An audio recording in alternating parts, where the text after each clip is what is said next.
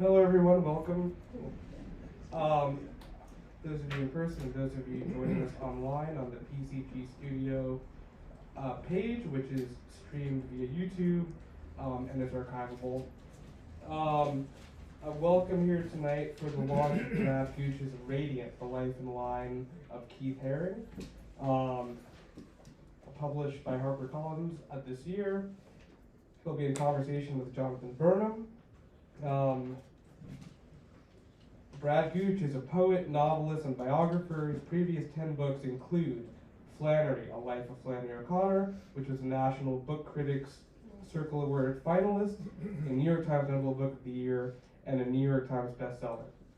A City Poet, The Life and Times of Frank O'Hara, God Talk, Travels in Spiritual America, and the memoir Smash Cut. He is a recipient of National Endowment for the Humanities and Guggenheim Fellowships and lives in New York City. Jonathan Burnam is president and publisher of the Harper division at Harper Collins, overseeing imprints which include Harper, Harper Paperbacks, Harper Perennial, Harper Business, Broadside Books, and Echo.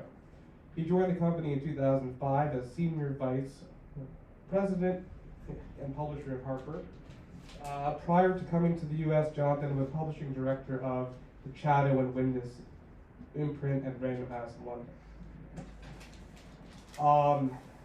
All of those books I listed are for sale, along with a few Keith Haring monographs. Welcome and thank you.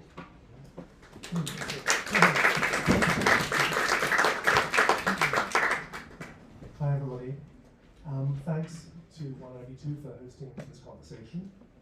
I was asked to begin by giving a brief overview of the book, and I realized that explaining to this particular crowd who Keith Haring is seems rather realistic. I think everybody in this room knows about the subject of the book, but in fairness, I would like to pay homage to the book itself, which is a labor of what, 6 years, Brad? Or 7, depends how you count. And entailed an enormous amount of research. Brad interviewed over 200 people. He was given access to the Haring Foundation archives. I don't know if you read every single word of Keith Haring's diaries. Well, there are more. I mean, because there's published, and then there are the unpublished and the inscrutable. But but basically I did. And the result is a wonderfully comprehensive biography of a hugely important figure in the 20th century culture. And like all great biographies, it's other things besides. It's an incredible portrait of New York City at a kind of wild and fascinating time in the 1980s, when the city was going through a period of sort of urban decay as well as regeneration. But there was also a great spurt of creative energy running through it. It's also an important episode in gay history. Haring's story spans a particular period of gay life in New York. But it's also an incredibly entertaining read. It's a page turner, which is not the usual thing in serious long biographies. And I think it's telling that Brad writes at the very end. I just saw this the other day. That you thought about writing this as a novel in the first place, and in certain ways, this book does read like a novel. So, thank you, Brad, for writing this incredible book. Thank you for saying all of that. But let's go back to the very beginning, to the beginning of that 7-year period. And when did that spark, the Haring spark, sort of light itself? Well, I mean, you remember we had brunch at the Odeon, and that's when I suggested that to you. So there was that spark, but the beginning of it went a few decades prior to that. I mean, I said the other day, I'd sort of forced my way into this book because I was living in New York in the same period that Keith was here. He arrives in 1978. He lives in the East Village. During a lot of that time, I'm living at Bleecker and Bowery, and so we shared those kinds of dark streets and dim lighting and patina of grime everywhere, but also share the excitement of all these posters advertising rock concerts or talking head at CBGB's, and political messaging like Jenny Holzer's truisms. Basquiat and Al Diaz were doing their Samo collaborations at that time, so anonymously basically you would see these crowns and cars and enigmatic lines of poetry, and sort of most importantly the subways. 1978 was a peak year of wild style graffiti with this big bubble lettering and this kind of acid TV color to everything. Keith Haring, instead of riding the subways, would go and sit in the station and then watch the trains going through, like a museum show. And so he was trying to figure out how to get into the chat in some way, the conversation. He'd come to New York, age 20, to go to art school of visual arts, and during those couple of years is when he's experimenting and trying to figure out his line and his signature, basically. I started to intersect with works of his. The first was my lover, Howard Brookner, and I were walking from the West Village to the East Village. One night I'd been living in the West Village, we were moving to Bleecker and Bowery. And stamped on the sidewalks in this graphite, and a pigment were these signs that said, "Clones go home," by this fake organization Keith started called Fags Against Facial Hair. This is an inside gay joke that everyone in the West Village supposedly had beards and leather jackets, and everyone in East Village were art students and hip. And Howard helpfully said, "You better go home," to me. So I remember that. Then I'd start to see barking dogs, crawling babies, particularly on a newsstand in Soho, and then certainly Keith begins drawing in chalk in the subways, and this becomes a massive sort of 5-year project. I also crossed paths a little personally with him. He supposedly came to a book party Dennis Cooper and I gave for ourselves at Limelight.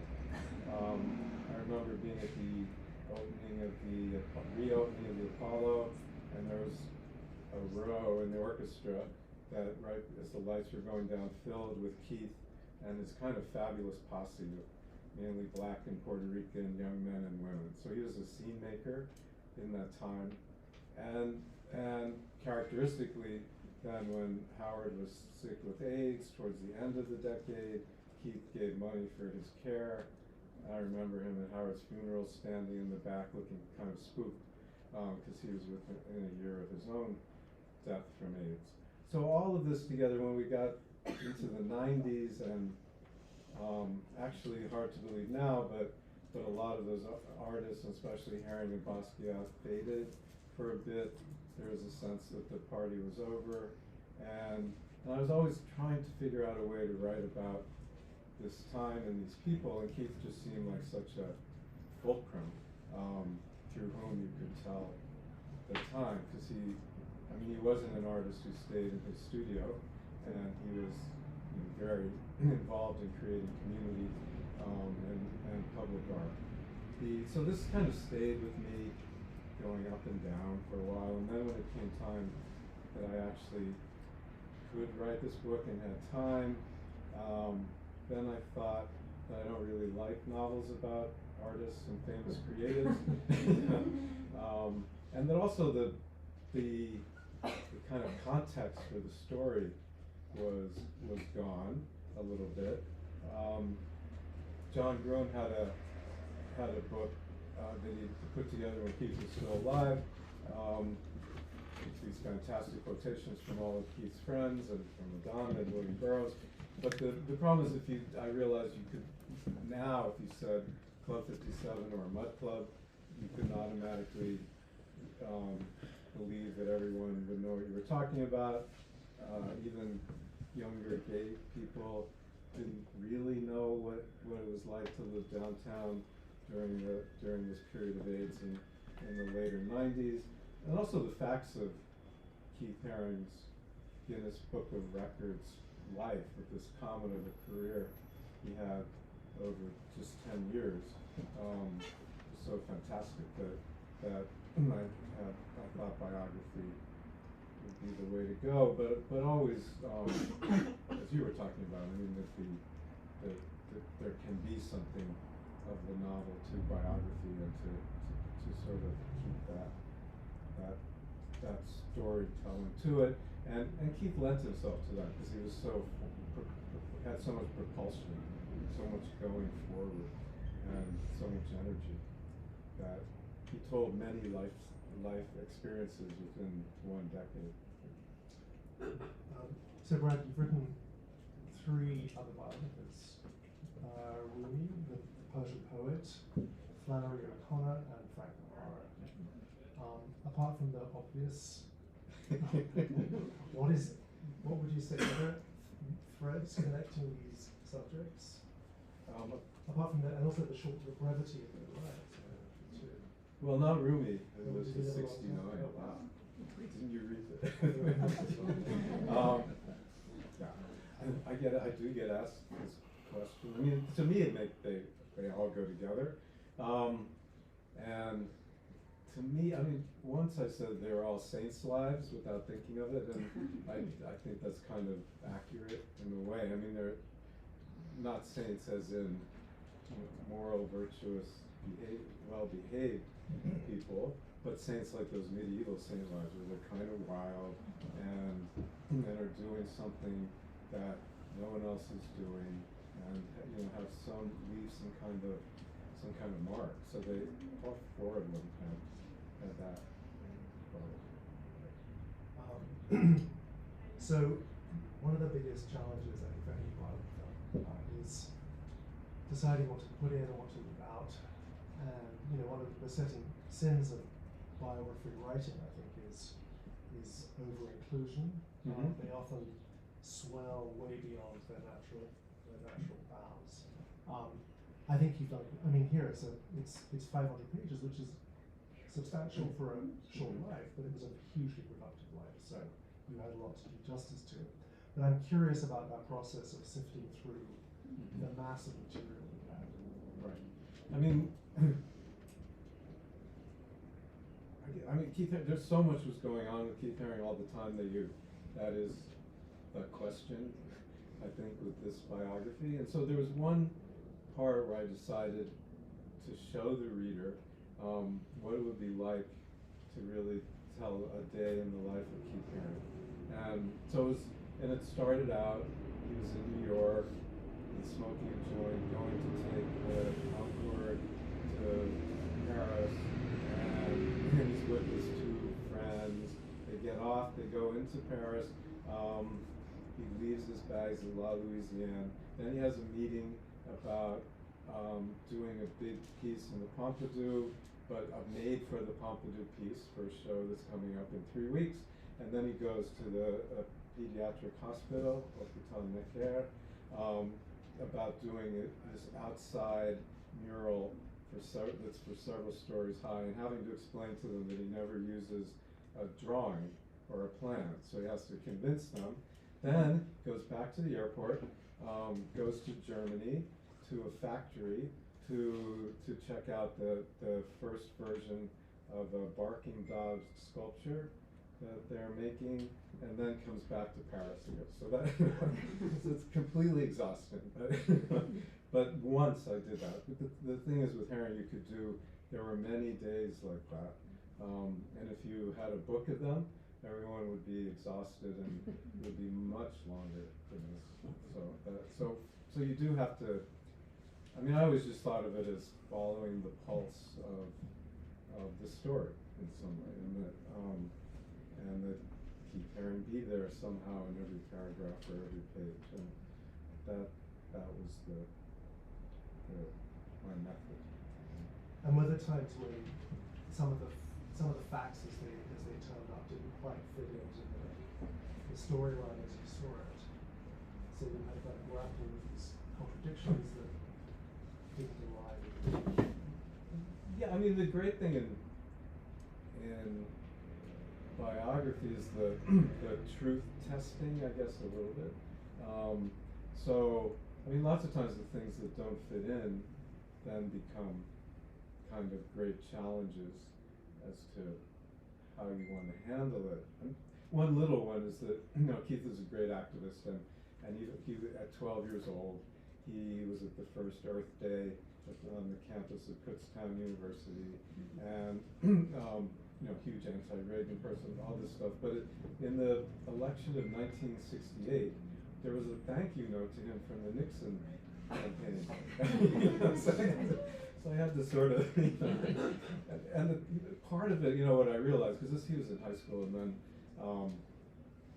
he was actually interested in the graphics of these different campaigns, and so he was like an equal opportunity person, and that I think is what happened. But moments like that then make you have to stop and kind of explain about something.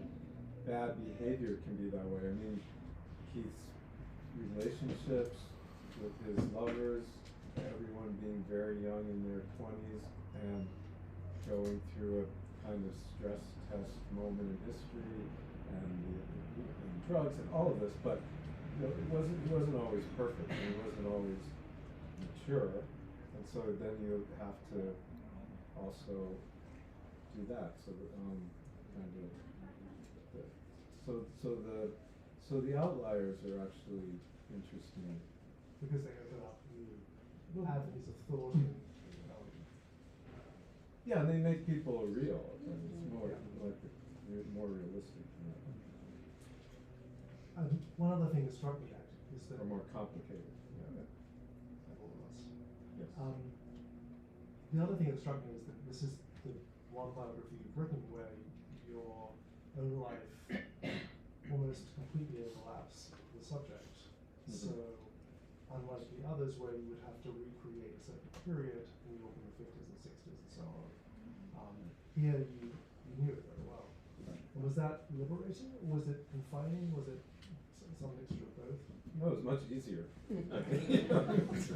And sort of there's a kind of confidence in having been to these places, right? And so there's a way that you can kind of fact check yourself a little with the way things looked, and to have known a lot of these people, there's a way you can kind of fact check yourself. And otherwise, then you rely more on other people, and you rely more on certain descriptions of things. So I think that I found that helpful. You also have massive video material and photographs. Everything was recorded. Right. I mean, not as much as it would be now, but Right. even then. No, it's sort of a middle point, I think. So certainly Flannery O'Connor was sort of reclusive. There are these like 28 photographs, and then you discover 6 others you've never seen, and that's a good day. But with Haring, all of a sudden, there were lots of photographs, and then he took 1,200 Polaroids. Everything was video at that point, was hot and new and interesting. So people he was videotaping, people were videotaping him. There were hours of videotape of the Party of Life or a New Year's Eve party that he gave. So this was all a lot more information than I was used to having, and also interviews. I mean, TV interviews with him, interviews in different languages. He spoke to John Gruen for 22 hours, telling the story of his own life. I mean, so all of this material, which seemed like a lot.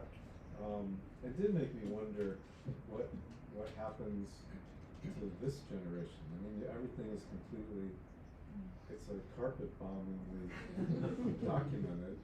Do you need money when you so, question, right? why he was, you said elsewhere in other interviews, he was very bio prepared. He was like, he was, as it were, compiling everything ready for Brad Gooch to come along one day and kind of look at it. I mean, he did a lot of work. He set up a foundation, he got a board of directors, he kept everything pretty carefully. Right. What was driving that? I mean, at a certain point, he must have known that he was heading towards the end of his life, but before that, he would have started. Right. Well, he's just one of those people who seem to always have it. There's a 4th grade essay where he said, I want to, when I grow up, you know, what do you want to be when you grow up essay? When I grow up, I want to be an artist. I want to live in Paris. I will sell my paintings. I hope that it happens or something. That was the essay, right? Yeah. So there are many examples throughout where he had this confidence and sense of purpose and destiny and mission a little bit. So, and he also, and with that, as a character trait, coming from a maybe German, he had his father had been a Marine, was kind of Pennsylvania German family. So he was very meticulous and actually organized. The reason, Tony Shafrazi, who was his dealer, told me the first thing that interested him in Keith Haring, who had come over as an SVA student with a friend to paint the walls of Tony's gallery. Tony was very impressed because Keith would then clean all of his brushes, you know, and leave everything in this like very organized pattern. And he hadn't seen that kind of meticulous organization from someone. And he had that sort of all the way through. So he was always dating things, and he was keeping everything. And it was I think a combination of that methodical trait that he had. You can also see his mind at work when you're watching him, which is the greatest thing with Keith Haring, is watching videos of him drawing. Because then you start realizing the only way he would have to have the whole drawing in his mind when he started to be able to do what he does, because the way the lines come back in later, it takes a kind of planning. So all that went together. In terms of the future, I mean, he always said that he learned more from artist biography, reading artist biographies, than anything else. So he was very much someone who had biography in his mind. He then, when he gets to the end of his life, you know, one thing is commissions Julia Gruen, who was his assistant, her father, John Gruen, to go around and interview everybody. And Keith gets everyone to the interview. So he's very interested in that record. And then, kind of amazingly, I mean, for a late 20s guy, he sets up this foundation. He sets up the 4 people for the board of directors, and then he says that half the foundation is going to be about giving money away to causes that were important to him, especially around youth and around AIDS, and that the foundation can't raise money. It has to come from the money they make from his work and things. So to set up that, like, the foundation has given away nearly $50 million since he died to these different causes. So to keep alive his work, and also this generosity is a real takes this kind of forethought that we're talking about. As he was thinking about his own destiny, talk a bit about how Keith Haring would have responded to the kind of complicated critical reception he had during his life. I mean, it continues, actually. It's an ongoing debate about it, and you've actually been exposed to it to some degree in the reviews, I think. So, which amazes me. Yeah. So I wrote, the big controversy in Keith's life was he started the Pop Shop on Lafayette Street. How many people have been to the Pop Shop? We're in New York. And so the debate, that when he came under a lot of attack, and and it was mainly that he was now selling. I mean, that he brought together art and commerce in this way, and that was considered taboo. And it was going even beyond Warhol and Warhol's idea of business art. He was actually opening a store, and he was selling what Jeffrey Deitch said was a new genre, art merchandise. So at the time he was attacked, Robert Hughes was the leader at Time magazine of this, and he had been targeting Haring and Basquiat all along. I mean, he wrote about Keith Haring, Jean-Michel Basquiat, and he said that Keith was a disco decorator. There was a kind of homophobia going on, and this is the same way with Basquiat, as Haring pointed out. It's kind of racism, like when Robert Hughes said he was the Eddie Murphy of art. So he was facing this, and this idea that he was a capitalist, and he used to be, giving it away in the subways, and now he's charging, very little. The pop shop actually never made money. He was trying to get things at price points that people could buy, but that at the time hadn't really been done and was controversial. And he said at the time, "What do they want me to do? Stay in the subways? Would that make me pure?" But you're right. Reading a couple of these reviews, one I guess was Art News about whether Keith Haring was a sellout, and the other in the New Yorker about brilliant brand versus brilliant artist. And I was surprised by that. I mean, it seemed kind of Back to the Future to me, because when I was writing about that, to me I was writing about it seemed sort of quaint, and it was history in a way, and I thought that was interesting. But that it's still an issue, in some way has to do with the licensing of Haring's products, I think. And so that sort of, if you follow the logic of what he was doing in his life, you can get to this licensing of all his work. So that's how we get to see Keith Haring on our kids' sweatshirts and all of this, right? But since he's not here, it's always debatable about, has it gone too far? So I'm thinking that's why this is an issue at the moment, but I was surprised by it. One of the things I was surprised by from the book, but also looking at some YouTube documentaries in preparation for this, was the fact that Haring sort of had very little irony in his engagement with the world.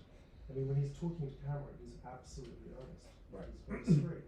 And I mean, you write about that, how that becomes more manifest in the political works that he does. Mm-hmm. But it's there throughout in that business.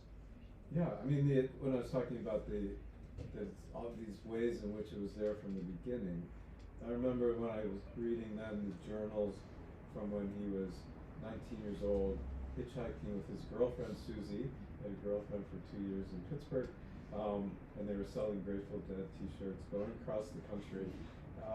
And he was reading Robert M. Rye's The Art Spirit. And he has this sort of, it's going on with the very romantic idea of how art can change the world and what he wants to do with his life. And it seemed to me, oh, that's so sweet and perfect. I mean, this is a teenager, and this is this pure connection he has to art at this point. Then I realized when he was 29, listening to interviews with him and then reading them, it was the same voice. I mean, he had the same sort of earnest, ambitious, confident, utopian plan, and a mission in terms of his activism around apartheid and around AIDS and gay liberation, and environmentalism. All of this was, as you said, was unironic and earnest, and set him apart in certain ways. I mean, he was very close to Andy Warhol. Warhol was obviously a huge influence and mentor in terms of pop art and business art, but they were very different artists because Warhol was always ironic, it seemed to me, and cool, about popular culture, and Keith of the next generation wasn't as, he was immersed in it. I mean, he was just enthusiastic. He was like a fanboy about things. I think that also explains Haring's connection to children, who lack irony as well, in a way he could engage directly with them in a way. Right. Well, he understood them, they understood him. Right. No, the sort of most fascinating interviews to me were with the people who were children then, grown up now, and they had a point of view on him, which was the kid point of view, that was interesting to hear. I mean, one of them was Sean Lennon, very close from age 9 with Keith, and he talked about that, because Andy Warhol, through his mother, they were all friends, and he said he was jealous that Sean liked Keith better than he liked him, and so I was asking about this, and Sean said, well, he said the thing with Andy is he was very chic, like he would wear these jackets like we have, and you know, and Mr. Chow said, but I didn't know what chic was, and Keith looked more like a kind of middle school. You know, he had the sneakers and this kind of baggy look from the time, and also his work was completely accessible to kids. I mean, it was this cartoony kind of work, and even if the messaging could be dark, the entry into it was pretty clear. So talking to Nina Clementi, Francesca Clementi's daughter, there were so many stories in terms of leaving things out. So many stories from kids that would just seem whimsical if I piled them on. But you know, but she was telling me she was living in her father's studio and she was afraid of ghosts. And Keith comes over one day and on the walls there's all these like friendly Haring ghosts with jumping rope and ghosts with cowboy hats and all this kind of thing. And she sort of gets over her ghost fear. So a lot of that, you know, it's a lot of that. I think we have like another 10-15 minutes, so maybe we should open the Sure. floor to questions from anybody here. Anybody want to start? Yeah. So did Keith Haring not appoint a biographer? Because he knew he was dying, and then I said a little follow-up, which is, what do you think he would give you read? Well, he did appoint. I mean, John Bruin, he appointed to do the biography, and then the you know, it was just the meet. So John interviewed these people, and Keith died, and then the medium that he chose or was chosen when the book came out was an Edie style kind of telling the story with block quotations, but it is definitely a biography. What he would do, I don't know. You know, I don't know the answer to anything that has to do with after Keith's death. Like people ask me, what would Keith Haring do if he were alive now? I don't know. I mean, it seems the easy answer is he's so made for this moment. I mean, he is social media. He was doing social media, so he would be the king of social media. Disney invited him to collaborate with them when he was still alive. On his deathbed, he got a letter inviting that collaboration. So all that makes sense. But you know, there's another thing where Keith talked also in those last few years about he didn't want to sell. He was thinking of not selling any work anymore and just doing work without selling. And you know, he could also have done something like that. I mean, the way his mind worked, it's hard to guess. You thought that Disney letter was a joke, right? You thought it was do you think he was like a... Well, he was really, I mean, this was in the last few days of his life. He gets a letter from the Disney company suggesting a collaboration with Haring's view of Mickey Mouse. Right? So this is, I mean, Haring had said the three great artists of the 20th century were Picasso, Warhol, and Walt Disney. So obviously this is a big deal for him.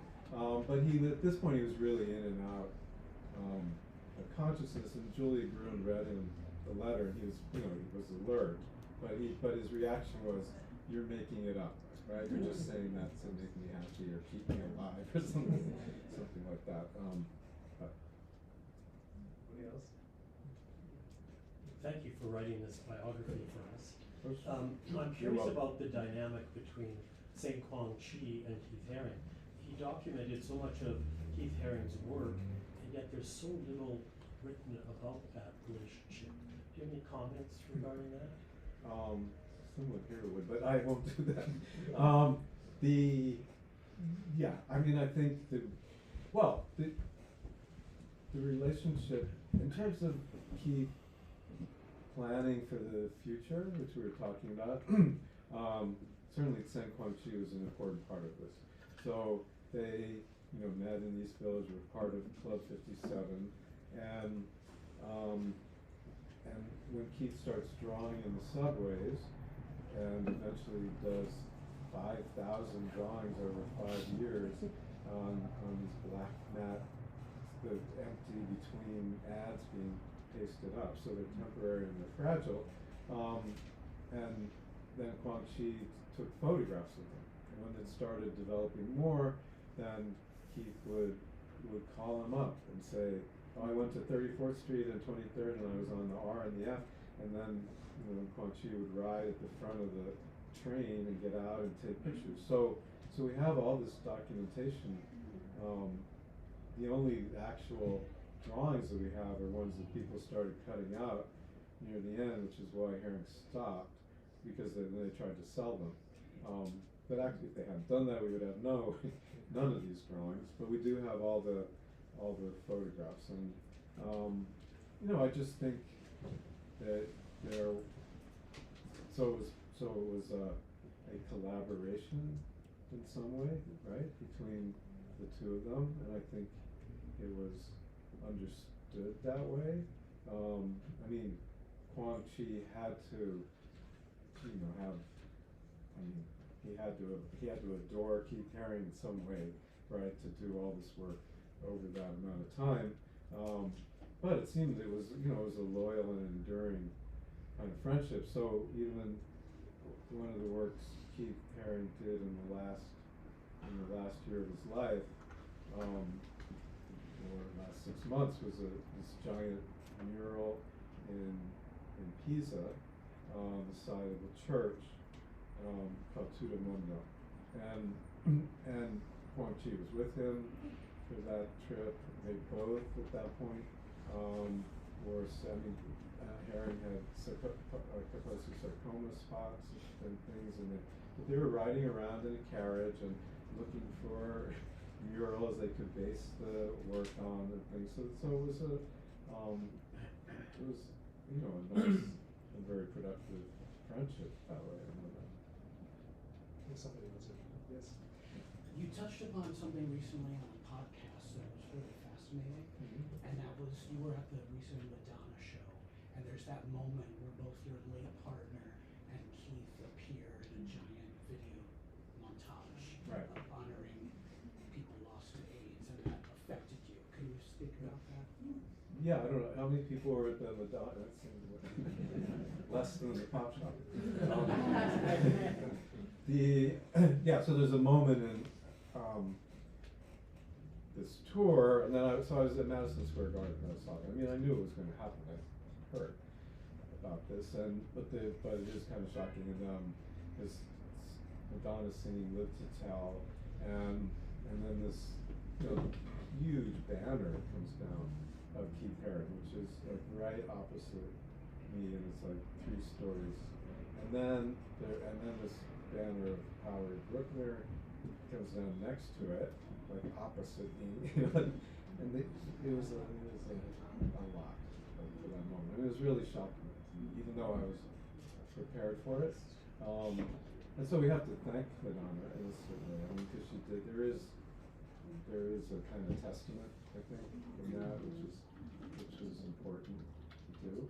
And I think and I hope, my book is part of that because of writing about that period. But it seems that there's fellow travelers on TV. I mean, there is a moment of it's definitely not nostalgic, but maybe reflection about that time.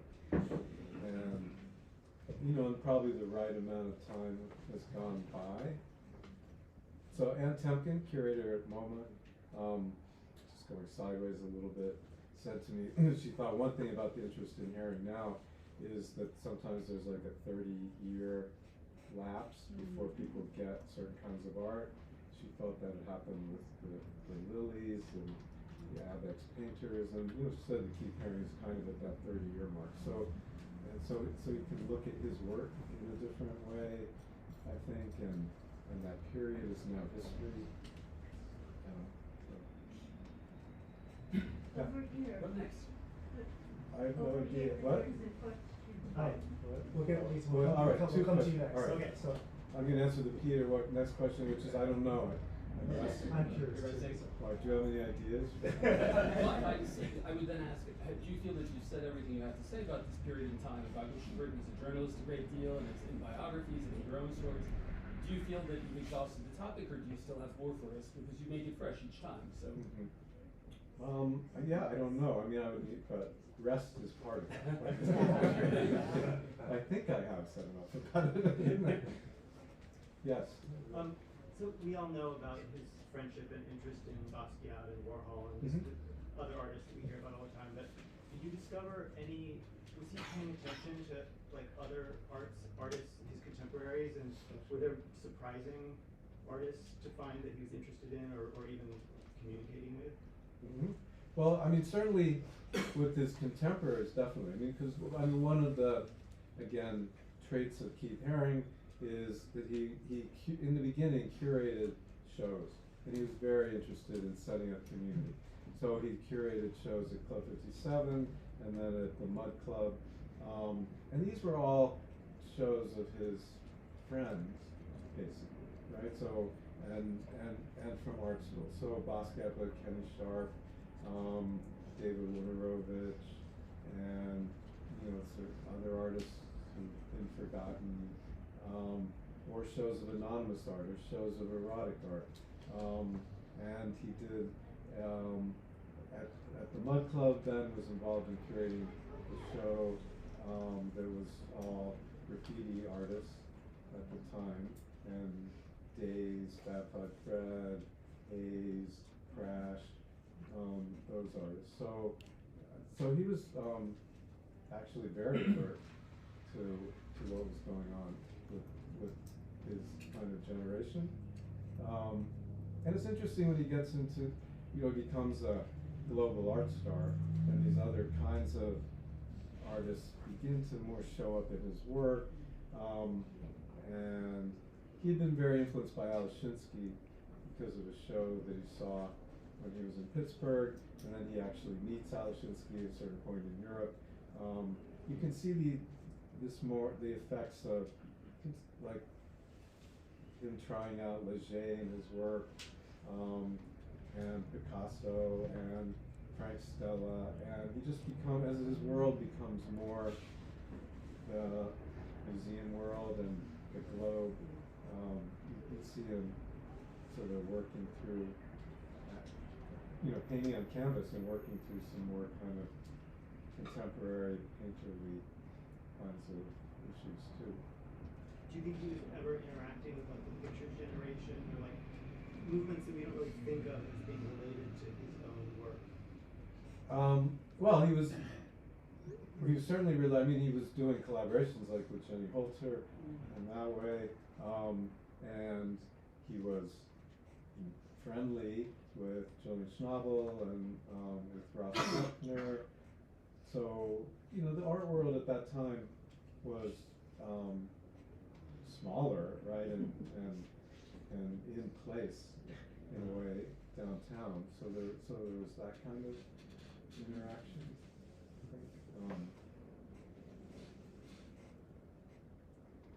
Anybody else? What about the title Radiant? Like the subtitle, The Life and Line of Keith Haring is a great title in itself. But I wonder about Radiant. Is it just about, in relation to what you were saying about all these people being saints, in other words, in their way, Is there any connection there, And when you said how when Keith Haring, when he was actually working, he had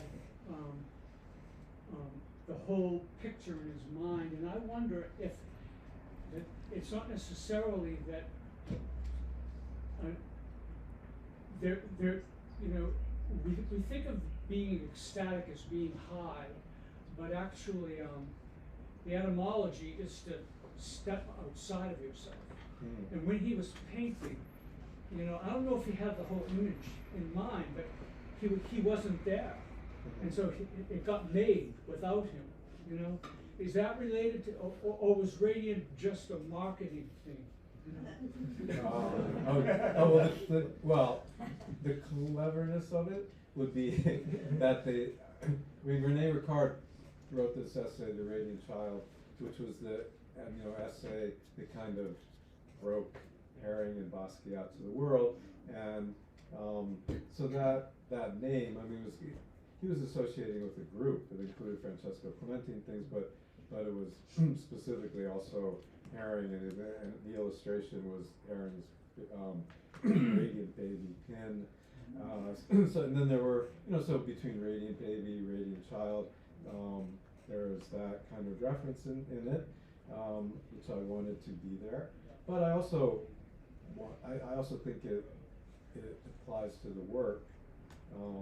When you see, like now there's a show at there was a couple years ago at Tate Liverpool, and then there was a show at the Broad. Haring's paint is very fresh. There's something very fresh and recent in these works, right? So it applies to the work, and it applies. There was, which I quote in the beginning of the book, someone said the Radiant Baby was the first believable 20th century halo. So there is an aspect in which one of its meanings is that kind of purity, and also, not to overstate Haring, but his doctor told me remember during AIDS, doctors' lobbies were really crowded. It was like standing room only, and these doctors' offices. And Keith would come in, and he said, he would really he said, for lack of a better word, he was radiant. He would brighten up the room. He said it wasn't because he was a celebrity, it was because of the kind of energy that he had. So I think, so for me, the word was able to try to get all those dimensions. Thank you. I never overlapped with him, so I really appreciate that. Thank you. You mentioned that when he was very young, he wanted to be a painter in Paris. Mm-hmm. Did he ever spend considerable time in Paris painting as? Well, he spent yes, he did. He had, when he goes to, he sort of decamps to Europe a lot after the opening of the pop shop and all this controversy and things. So he would be there 6 months at a time. Not just Paris, but in Brussels and in Rome, etc. And especially towards the end of he basically treats the Ritz as his apartment building. When he goes to Paris, he stays at the Ritz.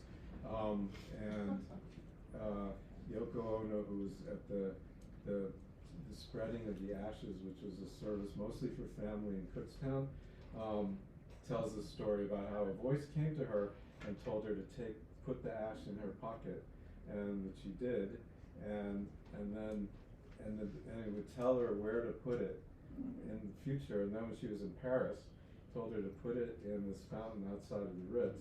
So so that kind of thing. But he was working. He did big works in Paris, like the outside of the hospital. So he was there for that. He became very friendly with George Condo, who was living in Paris at the time. And Condo had also a very kind of painterly influence on Keith at that time. And hanging out with Jim Rosenquist and different artists who were in Paris. So he did. Had a Paris life. Yeah, he had a Paris life. And was definitely a recognized artist in Paris and showing at the Complicated and the gallery. Yes. One more. I'd say one more question. Anybody? mentioned Madonna, and I know she was friends with him when they were younger. Did you try to interview her? Did you reach out? Yes. Did you interview her? No. No, I definitely did. And you know, she and we were in communication. She was also friends with Howard and was also very sweet about that book. But you know, I think she has her own. She has her own story to tell. I think this is what that comes down to. But it was also helpful in these John Gruen tapes. There is a long interview with Madonna and the Madonna of that moment. So that was very helpful to me because sometimes it's by discovery, sadly. It's better better to read a printed interview that someone did 25 years ago than a live interview that they're doing now, since people have told the stories over and over or they've forgotten. Well, thanks everybody for coming out. Thank you.